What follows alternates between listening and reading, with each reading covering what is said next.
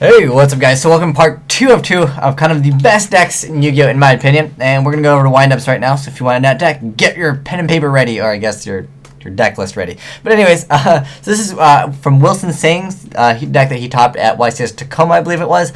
So yeah, let's get right into it, and I'll explain, some choices later on if it really needs to. But double Veiler, one Sangin, double Thunder King, two Tour Guide, triple Magician, triple Rabbit, triple Rat, triple Shark, Dark Hole, Lance, Heavy Reborn, 2 Space, 1 Avarice, 2 Factory, 1 Bottomless, 1 Compulse, double Phoenix Chain, double Mirror Force, the Solemn Brigade, Solid Road, and Torrential Tribute. And then for the extra deck, I will mouse over them really quick. That way, if you need to copy down the name, you can do so. But yeah, so that's it for the deck profile as far as monsters. Okay, as far as windups. Now it's interesting to see he only played 2 Factory, but like I said, these are, I net deck these, so you guys can net deck these. But yeah, this is windups. The reason why he didn't play Max C, actually I saw this in Slim X Team Symmetry's video, but he mentioned he didn't want to play Max C because there's nothing that you can draw into that can prevent your opponent from essentially OTKing you if they have game and you don't have any of your back row for answers. The thing is, you can't draw into Gores, you can't draw into Tragodia, so really there's no point to maxing. And I mean, sure, some players will stop, but a good player will kind of know windups. Especially if they have like a windup Factory, you can't drop Gores, and like Tragodia in it is strange. But I looked it up. Tragodia has topped in a windup deck, which I thought was interesting. I would have played Tragodia just because windup Factory seems like you can keep on adding cards with like Rat. Like if you open up Rat Factory plus like Tragodia, you're good to go. You can add so many cards in your hand and just sit there with Trag until like they finally get rid of Trag, and then you Shark Magician them anyways. But yeah, as far as tips on windups, I haven't played the deck enough to really just tell you what's good, but I know what's good.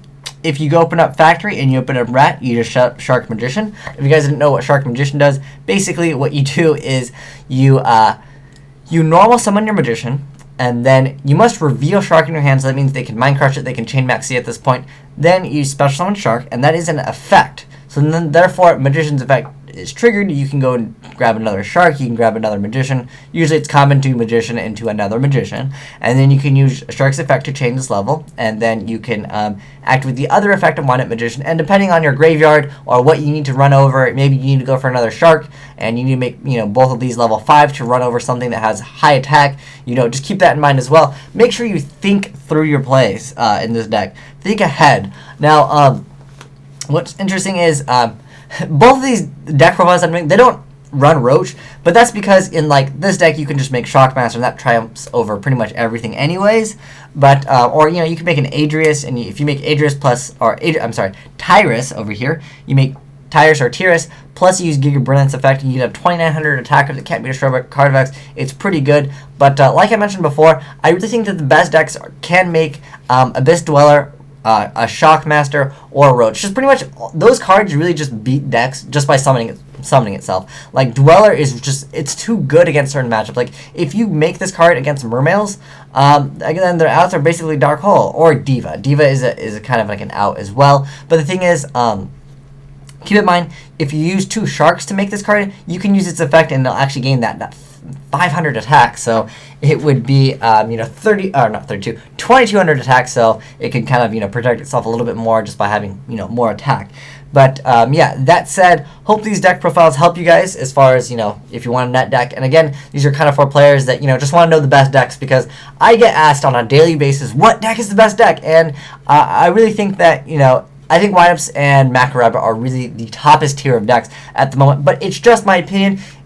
There's other great decks at the moment, but again, it really comes down to making Roach, Abyss Dweller, and Logia essentially negates everything, so you don't really need to make Roach in that deck, because having the option to make a Dolka or Logia in that deck is just, it's really good.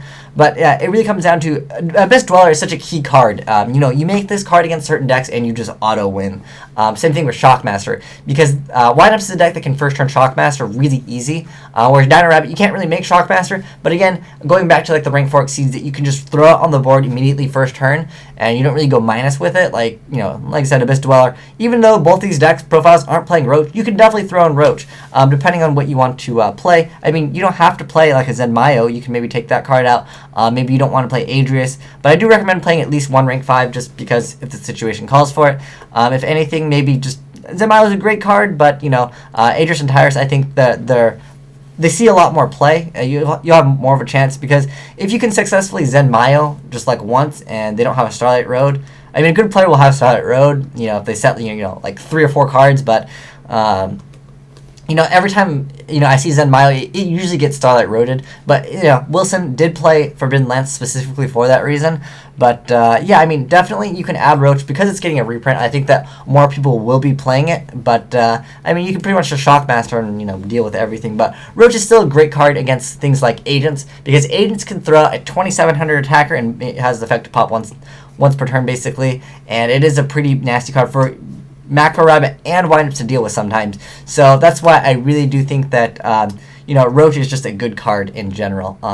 But with Dino Rabbit, you have like Dolka, you have Logia, so you might not need Roach in that deck. But again, what it comes down to, in my opinion, as far as choosing the best deck, it just, again, making those first turn XYZs that can just simply win games by itself. And these are 2 decks that can really utilize rank 4 XYZs really fast. Not just because of rank 4, but generally like Logia, Dolka, or first turn Shockmaster, or first turn like Abyss Dweller or Roach. Against certain decks, if you're playing like Game 2, you know what they're playing, just make one of those and you pretty much, are geared to win. But I hope this helps you guys out, because I get requested all the time, like I mentioned before. It just, on a daily basis, people always ask me what's the best deck, and yeah, now you guys know, and now you guys can net deck. So now you have the decks, you know what I think is the best deck. Again, this is just my opinion. If you think certain decks are better, by all means, play those decks. You don't have to play those, but it's because I get asked all the time. Here it is for you guys. But I hope you enjoyed this, and I hope this helps you net deckers out, because, hey, if you want a net deck, by all means, do it. But everyone will see your deck. Like, everyone's going to be expecting this, so keep that in mind as well. But thanks for watching. Have a great day. Asian Eyes signing out.